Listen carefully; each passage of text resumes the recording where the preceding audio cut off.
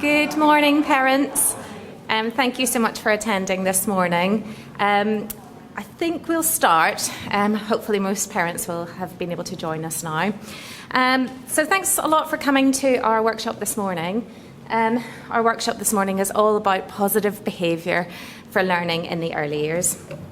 So most of you probably know who we are already, but just in case you don't. So I'm Leslie Brown, I'm the head of early years, and this is Mr. Steve Foster, and he's our assistant head of early years as well. So I want to show you some images, and I'm sure if you're anything like me, before I became a parent, these are the images in my mind when I thought, before I had children, what I was going to have. So these were the images in my mind. I think I'd watched too many Disney movies, and I thought that children were just going to behave, family life was just going to be lovely, wonderful, all of the time. However, in reality, this is often the images that are in our living rooms. Unfortunately, children are not mini adults. They're not born learning, able to kind of behave, to self-regulate, to manage their emotions and behaviours.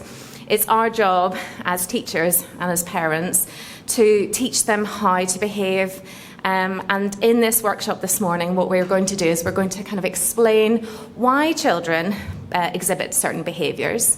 And also give you some scenarios and some situations that are very common, and give you some advice about what you can do to help kind of teach them the behaviours that you want them to see. At the end, we'll offer an opportunity for you to ask us any questions. You can do that in an open forum, or you can come and speak to us afterwards. We don't know every answer, but we know a lot, both of us with a lot of experience with teaching and myself as a parent, and we are here to support you because I know from my own personal experience it's not always easy. Okay, so this is you, Mr. Foster. Okay, so helping young children and supporting them with managing their feelings and behaviour, with their social and emotional development is one of the most important things that we do in early years, and it's explicitly built into our curriculum. So when our teachers are planning lessons, units of work, sequences of work, and the things that are going to happen during the day, they have this at the forefront of their mind. In England's early years foundation stage, which is what we base our curriculum on, it talks about social and emotional development as being crucial for children to lead healthy, happy lives and fundamental to their cognitive development. So in order for children to learn knowledge and skills in the subjects, literacy, maths, history, geography, all of those things, they need to have a really strong, stable foundation in their social and emotional development. So our job is to help them to manage these big feelings that they've got and how to deal with these sorts of things. So it's explicit in our curriculum. At Harrow Bangkok, we follow the AISL, so that is our parent company, Harrow Early Years Curriculum, which is a really innovative and unique curriculum distinctive to Harrow Bangkok. No other school in Thailand follows this curriculum.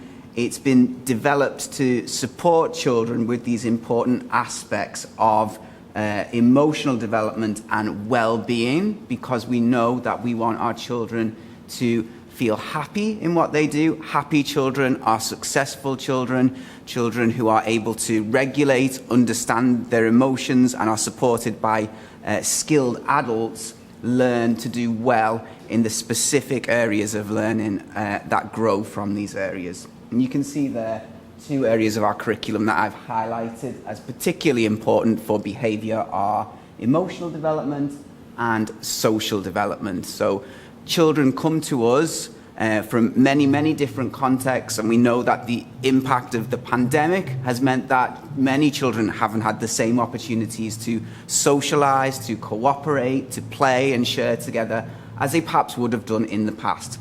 But even before COVID, this was always going to be an issue because children are coming from a household where they have different expectations, different routines, and they are learning to manage those feelings and share and cooperate. So it's explicitly built into our curriculum. Okay, so when we think about challenging behaviour it's quite helpful to think about this in terms of communication. So all of the research that's been done about early childhood development tells us that any type of behaviour that anyone exhibits, not just a child, in fact, adults exhibit behaviours, and their behaviour is a type of communication. So they're trying to tell you something with how they behave. Adults are better at regulating themselves because they are more cognitively advanced, but for young children, they might not even realise what they're trying to tell you with how they're behaving. So some of the common scenarios you can see on the screen are tiredness. So fatigue is a really, really big issue that we come across in early years. And when children are very, very tired, that manifests in frustrating and challenging behaviours. When children are hungry, that is another time that behaviour can be challenging for us. Children can be frustrated, so they're not able to properly express how they're feeling. So that may come out in tantrums, in other behaviours. Children may be feeling anxious about something. Coming to school can be an anxious time for children. We need to make time to ask them how they're feeling. There may be particular days when their anxiety is heightened. There are all sorts of reasons that, as I say, they may not be able to express to us. Sometimes children can be confused. Their brain is still growing and developing, and if they are having lots and lots of different information given to them at once, it can be overwhelming and confusing for them. And the final picture you can see there is of a child on an iPad. And I'm not here to say iPads and technology are a bad thing. I think they're a very, very good thing, in fact, a very useful tool, and they support education and development. But when children are given too much of this technology, too much of the wrong thing, too much flashy videos, loud sounds, when they are being overstimulated, it does things to the brain, and it can result in very, very challenging behaviour. So Leslie's going to speak a little bit now about how we can support children with this. All right, so those are some of the reasons why children can misbehave. As Steve said, it's very much a way of communicating. So I'm going to give you some kind of tips on what we can do to support children with learning how to behave. So the first one, and I think this is really important, is we've got to have our boundaries and expectations. And children really need boundaries in order to feel safe and secure. And they need to know that the expectations that you've set out and you've chosen as a family are not going to change, because actually when things change and boundaries move and they're not quite sure what's going on, this, as Steve talked, makes them confused and can often make them act out in kind of negative sorts of behaviours. So we've got to make sure that whatever boundaries, rules, expectations that we want to have as parents, we've got to make sure that those are consistent and stay that way. Also, we need to be realistic. There are certain things at different stages of your child's development that will not be developmentally appropriate for us to expect from them. So whatever we're asking them to do or expecting from them, it needs to kind of be in line with what they are developmentally ready to be able to do. It's very good for us to try and be proactive rather than reactive. This can often be quite difficult because we are often reacting to the behaviours. But actually, if we're really careful, we can see these cues before things happen. And if we have our clear routines, our clear boundaries, our clear expectations, and we're sticking to them, then that's actually a way of being proactive because our children kind of understand what is expected from them and those routines are set. So being proactive is much, much better than trying to react to behaviours too. Our children are finding themselves, they're finding their sense of self and their place in the world. They like to make their own choices. Us as adults, we need to provide them with choices, but the choices that we provide them with are choices that we're happy with. And actually we'll talk about an example of giving choices later on. I often will think in my own parenting, okay, I'm going to give you a choice, but both choices are things that I want. So you're not saying, okay, you've got all the choice in the world, do what you like. You're saying, okay, you can do this or you can do this. Which one would you like to do? Children feel like they've got some ownership, they're happy to choose. You're winning because actually they're choosing something that you want them to do. This is really important as well. Oh, okay. We want to focus on the positives. Okay, so positive behaviour management is really important. So actually, often I will praise a child before they do something, or I've had to tell a child off for doing something, my own children often. But when I notice them do something good, I will immediately mention it. So you're focusing on those positive behaviours rather than the negatives. This is also very important, and it's all to do with our body language. So much of our communication is through our facial expressions and our body language. And actually what we say and what we kind of the words that we use are actually a very small percentage. So when you mean business, show with your face, show with your body that you mean business. Because if you're telling a child to do something, or they've done something that you don't like and you're kind of laughing about it, or you kind of show that, oh, it doesn't really matter, they'll remember that. You've got to have stern face, folded arms, you mean business. Even if you're picking up, and I often do this at home, I pick up on the smallest trivial thing with my children, and I kind of think it's a bit funny. I will be a strict face and kind of show them that I mean business, because if I kind of laugh and joke around, they'll not take me seriously. So it's really important. It's important for us also to encourage empathy. Now, if a child is in the middle of a tantrum, you're not going to be able to reason with them and say, oh, think about how you're making me feel, because they couldn't care less. They're in the middle of a tantrum. But if you model empathy, so I can see that you're feeling a little bit sad at the moment. I understand that things are difficult. Let's work together. So you're kind of modeling that empathy. When you then revisit the behaviour later on, you can then say, oh, how do you think that made mummy feel whenever you were behaving that way? So you can kind of, always bring it back to that kind of getting children to learn empathy. This is also really important. So obviously there are lots of other adults who are in our children's lives, and that's wonderful for them. We've got to make sure that everybody is on the same page. That can be you having the same kind of discussion with your partner, your husband, your wife, so that you're both going to be consistent with what you've decided is your rule, your expectation, what kind of plan of action you want to take.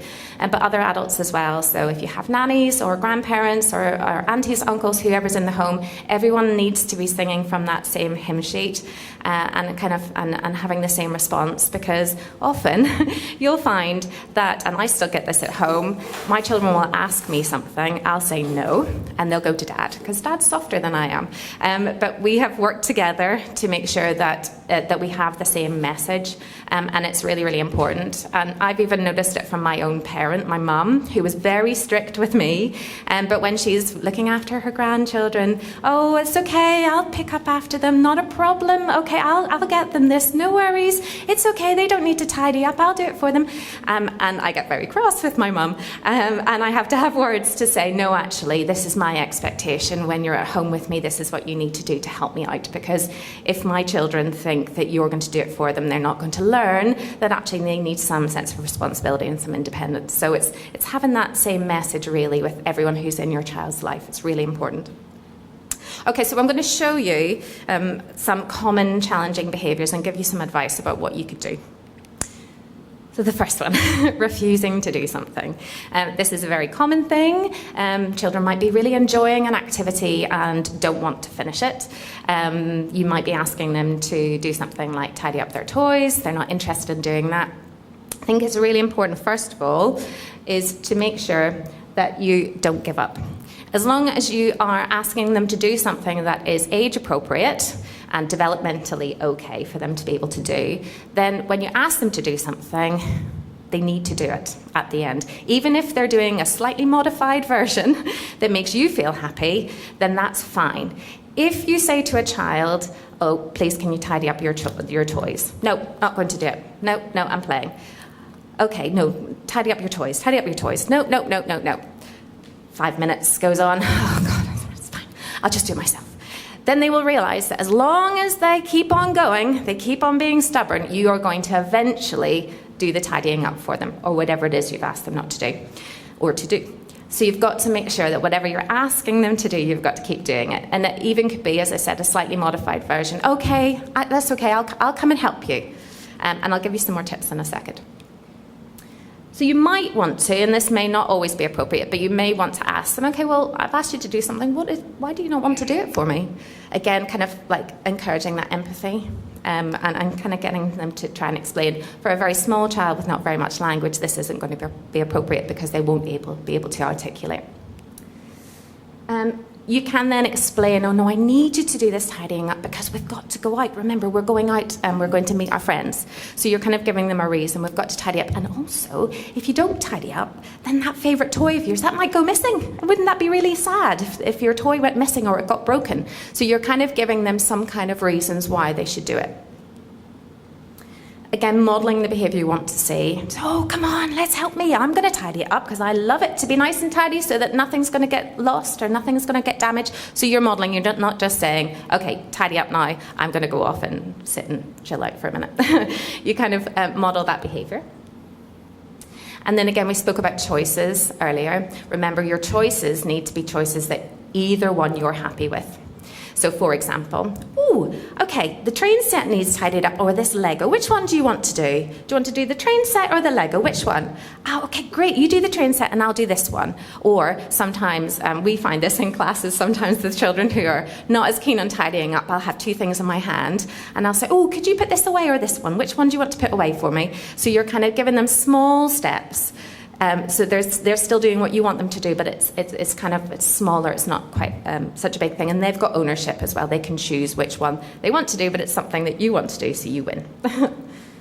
And often this is the proactive element. Often, whenever a child is really happily engaged in something, and you say, "Right, time to go. We need to go," they will not be very happy, and they may then refuse to do it. So often what we will do is we will give them a time warning. Okay, so in 5 minutes, we're going to have to go. And then, 3 minutes later, okay, so we've got 2 more minutes and then we need to tidy up. Okay, 2 more minutes. So you're kind of giving that prompt that it's not just the activity or whatever it is they're doing is not going to just stop straight away. And again, time limits can be helpful, not only for kind of giving them warnings, but also, we've only got 5 minutes to do this. Sometimes I'll put on like a little song if we're in a classroom, we've got to tidy up before the song ends. Or you're kind of saying, okay, but we've only got 2 minutes to do this, so let's try and be really quick. So that can often help as well. And you're probably going to see this a lot. It's being consistent. So please do try, whatever you try and do, try and be consistent. Because again, like we spoke about earlier, with clear rules, expectations and boundaries, children feel safe and secure. So the more these kind of rules, expectations and boundaries are repeated, the more kind of automatic the behaviours will become. This is yours, Mr. Foster. Okay, so next scenario is when a child physically hurts someone else, another child or another adult. And this can be probably the most shocking and upsetting type of behaviour, a challenging behaviour your child might exhibit, but it is common, and it is, again, back to communication. It is a sign of being frustrated when they are lashing out physically. Okay, so because of their age, they may be developmentally unable to regulate for themselves. They're not able to control their impulses and their emotions. So that is why when young children get frustrated and upset and angry and they don't recognize why they're feeling like that, that they do lash out physically, and they can hit and hurt other children or indeed adults as well. And it can be really, really upsetting if you're an adult and you get hit by a young child. But it is a common a behavioural issue that does happen. So what can you do to support this? Well, first of all, be proactive. And there are lots of different ways to be proactive when it comes to behaviour support. Having clear expectations about how we behave and reinforcing this. So we often say in school, we have kind hands, we have kind feet, kind arms, and we use our body to be gentle and to be kind. We don't hurt other people. So just reinforcing that positive expectation that our hands are for kind deeds. Modelling, being a role model for positive behaviour. And showing how to play and cooperate with others is another good strategy that you can use. So you can model sharing things, narrate out loud what you're doing so they can see the positive behaviors that you exhibit and demonstrate for them. It can be really, really powerful when you are a role model for that sort of thing.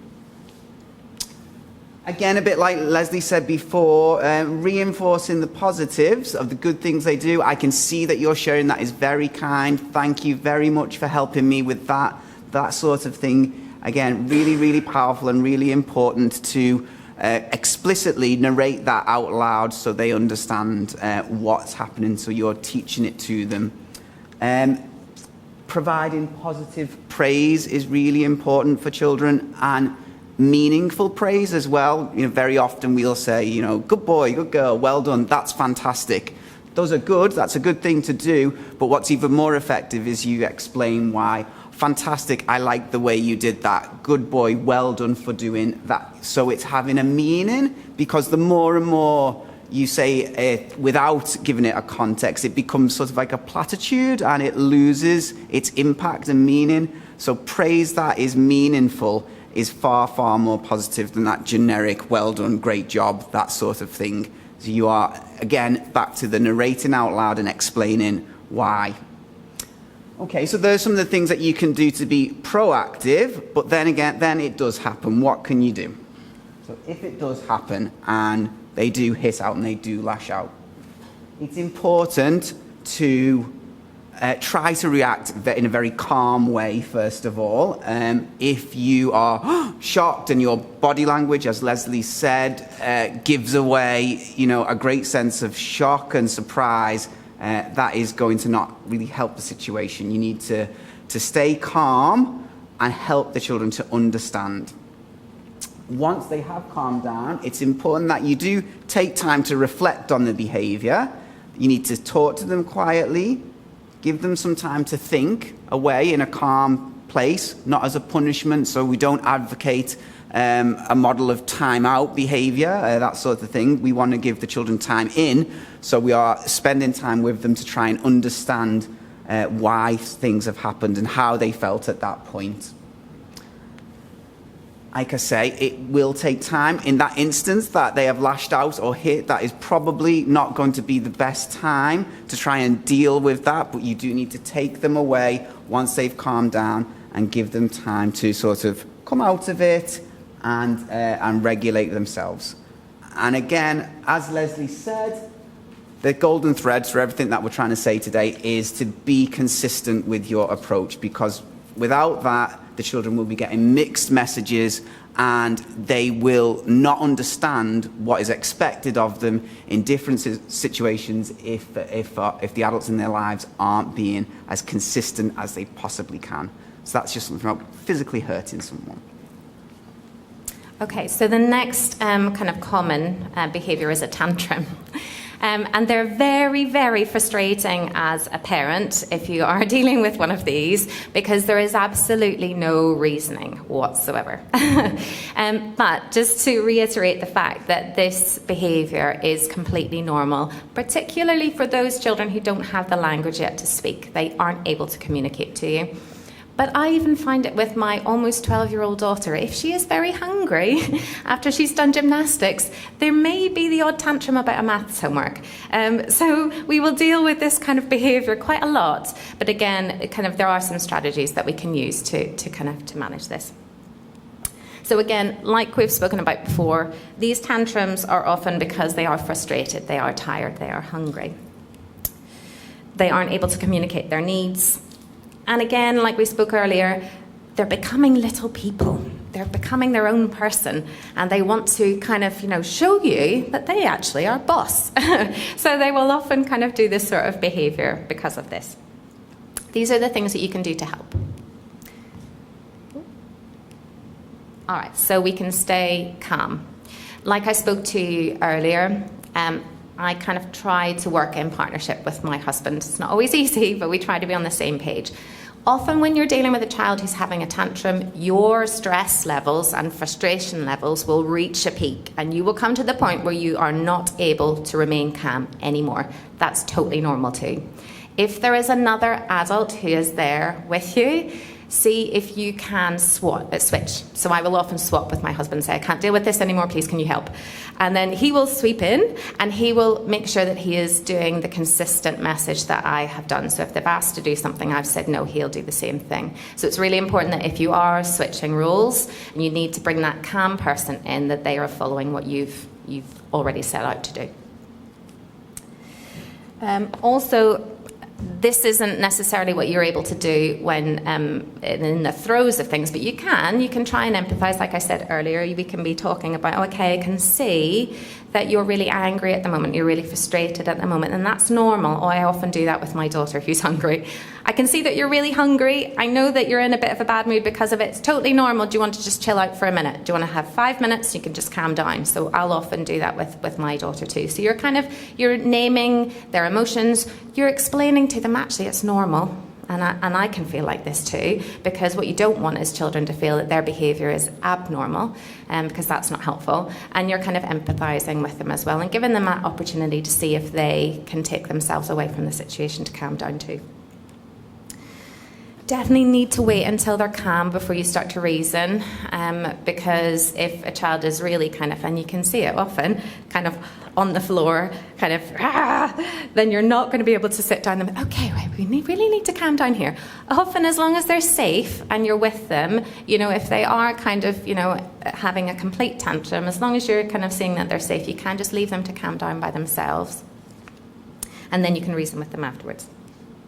And again, like we spoke about earlier, it really is about establishing those routines, okay, and giving that warning, because often a tantrum will happen because a child has been fully engrossed in some play and they're really enjoying it, and you're saying that they've got to leave or they've got to stop, they've got to do something else. Giving them those proactive warnings should hopefully help kind of diffuse any future situation.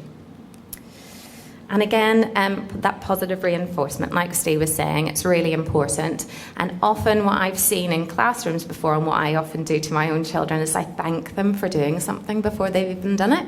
So, oh, thank you so much for tidying up for me. That was so good of you. Or that, that's going to really help me. Or, thank you so much for, doing something, eating all of your dinner. Whatever it is that you want them to do, often if you thank them beforehand, they all right, and they'll do it for you. And again, that golden thread, as Steve said, that being consistent. So we've got to kind of put whatever strategies that we're going to use, we've got to keep doing them.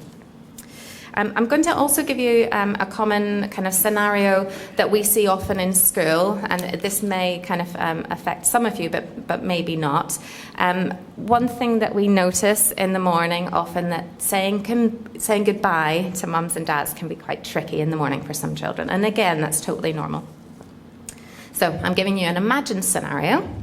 So at morning drop-off, you drop off your child and your child becomes very upset, and this escalates quite quickly. So they're kind of, showing you that they're very... All right, so first of all, it's really normal. We see it every morning, more or less. Just so you know, this behaviour is communication to you. That you often will find that the minute that you leave, the child calms down very, very quickly. As we talked about earlier, this behaviour is a communication. They want you to know that they are not happy that you have left them in school, and they want to be at home with you. And that's normal for children. It doesn't mean that they're not enjoying school. It just means that they really love your company. So it's not anything really to worry about. Some very young children can suffer from separation anxiety, and we find this more because of COVID. For the last few years, your children have been safely tucked away in your home environments and haven't had to leave you for long periods of time. So actually, at the moment, we've noticed more than ever that some children are finding it quite tricky to leave parents or carers in the morning. So we kind of need to kind of help them through that situation.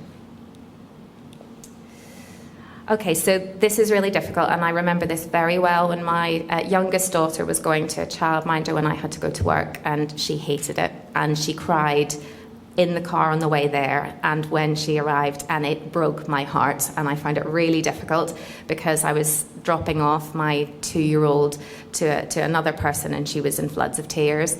It's it's very, very easy as a parent to kind of then stay. Oh, I'm so sorry, I will be back soon. And you kind of prolong it, and you might peek through the window, or you might kind of hover around the corner to kind of make sure that they're okay. That actually just prolongs the experience for the child, and actually the quicker you can move away, as hard as it is for you, the easier it is, because as I said to you, the behaviour is communication to you. Don't leave me, okay? Once you're gone and they're back in their classroom environment and they're with their friends, they're with their teachers, honestly, the smiles are on there like within 5 minutes.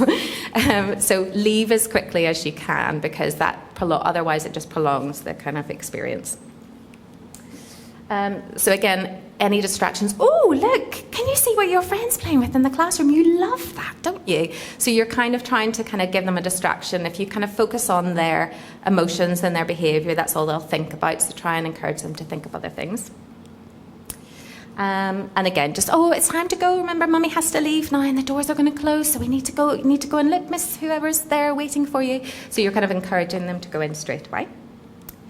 And then again, as I said, it's very difficult as a parent whenever you're leaving a child who's crying. Try and remain as calm as you can, and your body language as well. So actually, if you can tell that the behaviour is kind of escalating in a way that it's a negative behaviour and you're not happy with it, you can show that you're not happy. No, Mummy needs to go now. You need to go in class. So show that facial expression. And also our staff are very experienced and very, very trained to help nurture and settle children. So please do allow them to take the lead. So if you need to pass your child over to a member of staff, I promise you, they will look after them very well. So do allow them to take the lead on that. Okay, so the next common scenario that we come across a lot in school, and I'm sure you do at home, is refusing to eat. This is a really, really common scenario with young children. Your child is refusing to eat anything and pushing their food away, and you feel like they haven't ate for a very, very long time, and you are worried and panicked that they are going to be ill, that they are going to be malnourished. They really won't. We have to remember that a child's stomach is about the size of their clenched fist, so it's not the same size as an adult's stomach. They need child-sized portions of food cut into appropriate sizes for them to be able to eat. If you provide a child with an adult-sized portion of a meal, that can be really overwhelming for them, and they are instantly going to think, I am not going to go anywhere near that. So small portions, different to adult sizes, would be something key we'd recommend. Young children can be incredibly strong-willed when it comes to refusing to eat food as well. And you can be thinking they've been running around all morning. How on earth are they not hungry? Why won't they eat something? It can be a really, really frustrating time. But because they are growing so rapidly during this period, they can manifest and come across as being really, really hungry, so they want to eat everything in the cupboards one day and then refusing to eat absolutely anything the next day at all. So what can you do? You can encourage them to try and reward them for doing that. Give them, as I said, a smaller amount of food to eat so they don't feel overwhelmed. Really encourage them to try new things, but really, really don't force. This can be have a negative impact on their mental health as they're older. Some of the research has shown us that children who have adverse experiences with food at a very young age, so I'm talking like, toddlers, 2-3-year-olds, that can really, really affect eating habits and behaviours that might manifest when they're older. So they could have real issues with food if we're not careful about how we go about ensuring that they're not forced to eat food. Eating meals together can be a really good idea. So again, you're modelling for them that this is coming together as a family. We are sharing our food. It's a communal time. It should be a happy, nice occasion for them, something that they look forward to. Not that you are grabbing them in a corner and, forcing down a load of food because they haven't eaten for you, or that they're sat alone at a table for long periods of time. We need to try and make it a really positive and nice experience. And if you can, if it's possible, try to avoid restricting certain foods. So no foods are bad foods, it's just that we get the balance right. In school, we have nutritionally balanced meals prepared across the week, so they are getting that right balance of carbohydrates, proteins, sugars, fats, all of those, dairy, all of those sorts of things that they need to grow and develop well. So if it's possible, try to avoid restricting certain foods, because if you, for example, cut out sugar completely, and then the first time they get to try that, they're going to want more and more of that. So it's about sort of that balance all the time. And really, I will reinforce just trying to remember that they will eat when they're hungry. They will not starve. So refusing to eat is a common thing. Sleep. I would say sleep is probably the single most important thing that we see affect children's behaviour in school. So having the right amount of sleep during the night can have a significant impact on how your child's day goes at school, how much they're able to join in with the fun activities that we've planned, how much they're going to enjoy spending time with their friends, with their teachers.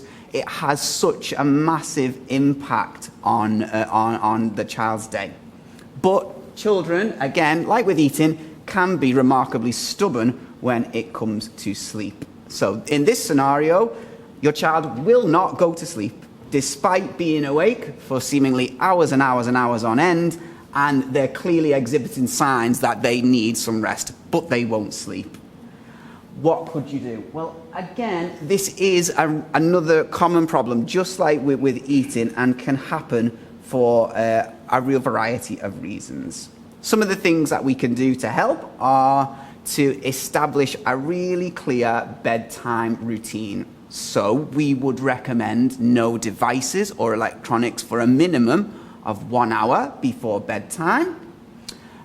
We would recommend having a bedtime that is appropriate, so an early bedtime. Children shouldn't be going to bed at the same time as adults because of their age. They need a lot more sleep. So I'll show you the average hours of sleep a child needs, but in my mind, for a child in early years, from toddlers to 5, between 7 p.m. and 8 p.m. is probably the optimum time you want them to be getting into that bedtime routine and getting snuggly and tired and ready for bed. Okay, so we have to do things to trick their bodies into getting into that mode of sleep. So we have to quieten down, we have to have low lighting, we have to have things like bath time, getting changed into our bedtime clothes, our pajamas. All of these little things that we can do send signals to the child's brain that it is time to go to sleep. It's time to get that good quality sleep that they need in order to function properly during the day. The next slide, I'll show you the average amount of sleep your child needs across a 24-hour period. I think the last thing about the daytime napping is when your child reaches about 2.5, 3, they may need to drop their nap or reduce it slightly or cut it out altogether. If you notice that your child is kind of napping during the day and then is not going to sleep at night and not being tired enough, then the nap needs to go. Yeah. So it's just monitoring that when that's appropriate. It's really difficult, and you do have to stick with it, and it can be, as you were saying before, it can be really, really frustrating, and the easiest thing would be to give up, and it could take hours and hours. You might be perhaps having to lie on the bed with them until they've nodded off, but the more you stick with that, the long-term benefits far, far outweigh the inconvenience that it feels like it will never end. They will never go to sleep, but it does, and they will.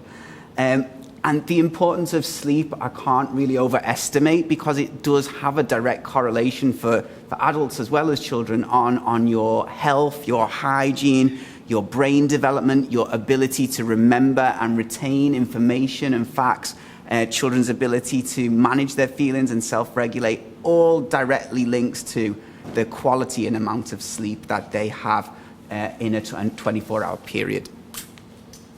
So this is from the National Sleep Foundation, and it just gives an indication really as to how much sleep your child actually needs. So for children in early years, you can see there from that toddler age right up to school age, it's between actually 8 and 14 hours of sleep.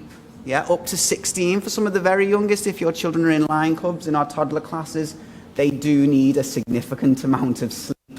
So they need to be getting to bed as early as possible to ensure they have that, because I know a lot of our families do travel in and the Bangkok traffic can be very, very challenging, so we need to be getting up at an early time in order to get here. School day starts at 8:20 a.m. So that's just a few interesting statistics about how much sleep your child needs. Is there any questions about sleep? That's provoked an interest. Sleep is one of the most common things I talk about during the admissions process, and it's a question you were probably asked by myself, Leslie, or Kate in recent years about sleep. I'm seeing nodding faces, and you know, it's one of the big things that directly impacts everything else. Yeah. Okay. Yeah, we're always very happy to offer any advice on sleep, because I know how much we could do a workshop. We could.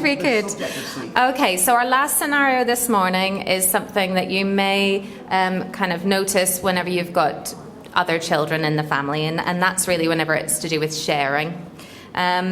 So what do you do if your child doesn't want to share with other children? Again, it's really normal that a child will want to keep something or might want to snatch something from somebody else, because again, they haven't learnt that social etiquette, the rules that are involved whenever you're with other people, those social skills. So what things could you do? So it's, as I say, it's completely normal. I think a really good thing to do is that modelling of the generosity yourself. So always modelling, oh, I'm going to share with you. Isn't it really nice to share? So you're always kind of modelling that. You can practice, so you can play sharing games where you kind of, have to share objects and things together. You can kind of provide different opportunities for your child to kind of practice sharing. So maybe you give them something and ask them to share it with others. Sometimes we would use a timer in school. So, I can see that you're really enjoying playing with that, but, they would like to play with it too. Why don't you play it for 5 minutes and then they can have it too, and then we can kind of use the timer. But try not to step in too quickly. When you see that two children are not kind of sharing, it's quite good to observe at first, because they may actually surprise you and work it out together. I think if you're modelling and practicing sharing, your children will kind of soon pick up the message that actually we should try to share as much as possible. So we're going to give you our top tips. We will share this presentation. Yeah. It will be on the website. I'm sure it will be shared on the school newsletter as well. So number one, as Sia said, it's sleep. We all know what it's like whenever you're tired as an adult. It's so important. And again, both Mr. Foster and I are very, very happy to speak to anyone if you've got any issues with sleep and you'd like some advice.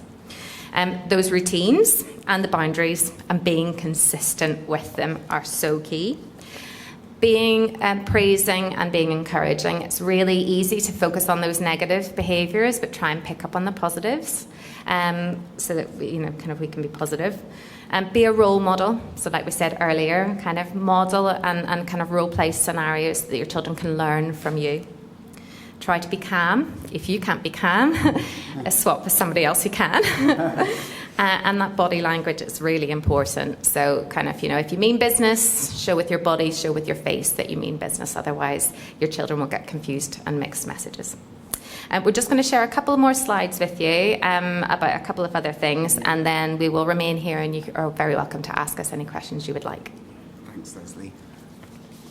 Okay, so while we've got you here, we thought we'd just go over a few key messages that we are trying to get across to our parents and families at the moment. You may have seen displays on the TV boards and outside classrooms, so if you could pass on these messages as well to your friends. We do have an online learning journey called Tapestry that you can access via any device, from a phone, from a tablet, from a laptop, and you will have a log on for that.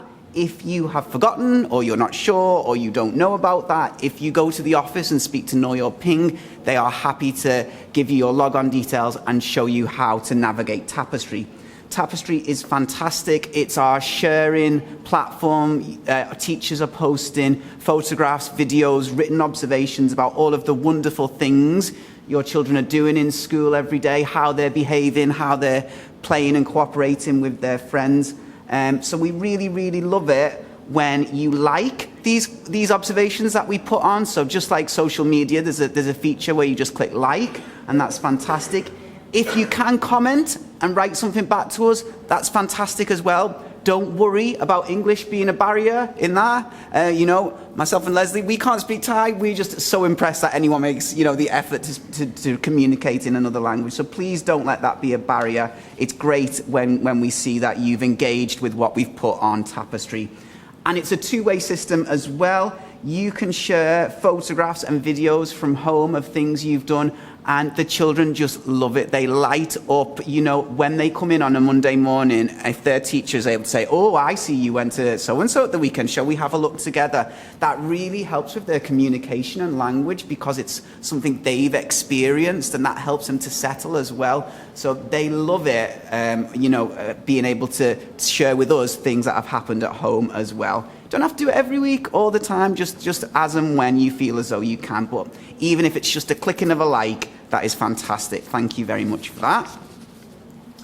And the last thing as well is we are, as a school, having a real push at the moment on the importance of attendance. Attendance is another factor that helps children with their social and emotional development. Attending school regularly and on time, and I will emphasize that on time. I know it's really difficult and I know how bad the traffic can be, but when children come into school late after lessons have started, that can really knock them and affect how their day goes. So wherever possible, if you could get your children in for 8:30 at the latest, that would be great.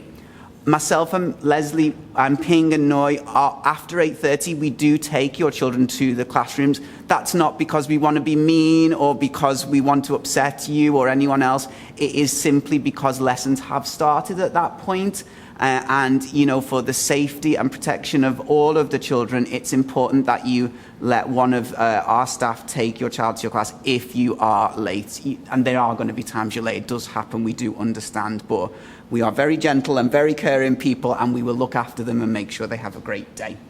Attendance is also obviously really important for their cognitive development, their ability to learn new skills and knowledge, for their general health and well-being. Being at school, being around other children, being around their peers is also really important, and for their language development. And not just English, but their holistic language development, their language development in their home language as well. We support that in early years and recognise that they are still at that point of acquiring it. So the more they are around language in school, the better that will be. So attendance really does matter and is really, really important. So thank you very much for listening to us today. We hope you found the workshop useful.